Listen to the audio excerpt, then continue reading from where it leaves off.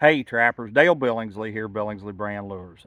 Guys, yesterday I was asked if I would please show how I narrow up an open grass trail to hang a snare or put a conibear in.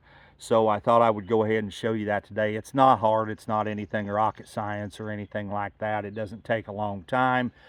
You know, if you follow along with me here, everything I do is really fast, really short, really simple and sweet. So without any further ado, let's flip this camera around here and we'll kind of Gather family and friends to attend the 66th Annual National Trappers Convention and Outdoor Expo at the Rockingham County Fairgrounds in the heart of Virginia's Shenandoah Valley. Mingle with top hunters and trappers, shop old traps and unique relics, plus attend all the in-depth clinics and seminars. Meet Jaimo and Edna Korth from the famed Discovery Channel series, The Last Alaskans. And yes, Mossy Oak's Cuz Strickland will also be here. That's July 17th through the 19th, Harrisonburg, Virginia.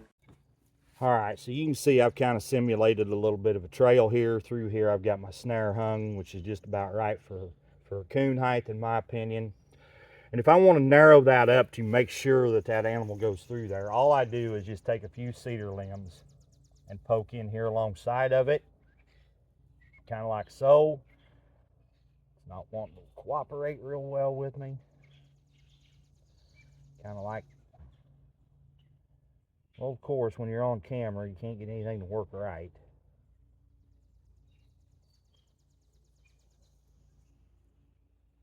Something like that. Now, I would move that limb out of the way to make sure that there's nothing hanging inside of that loop. And then I would take another one and go over here and do the exact same thing. Just poke one in alongside the trail like that. And that's all there is to it, guys. That's all you need is just a little bit of a cedar limb or something of that sort, and that'll block up that trail enough and camouflage that snare enough that that animal will go right through it. Now, when the snare or when the trail gets blowed open, like sometimes it will, as you're catching, and I have seen Mike and I both do this, we will take and start way back yonder with those cedar limbs and just come out and keep that trail, and it does, and you can even go on past your snare up this way with it. Doesn't hurt a thing. They don't pay any attention to that.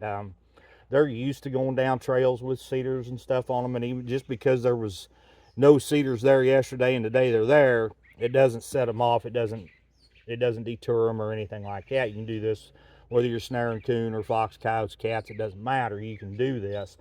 The biggest thing is to make sure that there's nothing hanging in the middle of that loop that's going to make him move his head over one way or the other away from the loop. So you want that loop just as wide open as you can make it. That's the only thing. Then if you think for some reason that you need him to pick his head up, you can always place a little stick underneath that snare like that to get that animal to pick his head up and come through that loop. Or you can, I've seen me do it, let me get something here. It doesn't take a whole lot, really.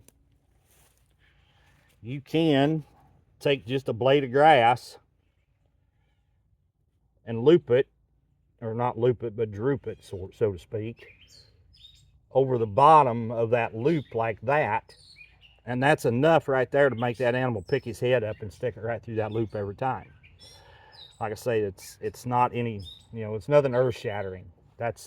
And when I'm looking for places to hang snares or place conibears, either one, I don't look for perfect, a lot of guys will tell you you've got to have high grass, you've got to have brush, this, that, and the other. No, you don't. No, you don't. I could put a conibear out here in this trail and catch with it just the same as I could that snare, just the same as I could with a foothold placed here. It doesn't matter. You don't have to have the perfect place to do it every time, because as we all know, the perfect place doesn't always exist. All right, gang, I know that was kind of a fast little video. There really wasn't a whole lot to it, but I do think there's some pretty good information in there should you choose to use it. Once again, I'd like to thank you all for tuning in to watch, and if you would please just hit that thumbs up for me. That's all I'm asking. And once again, this is Dale Billingsley with another one, signing out.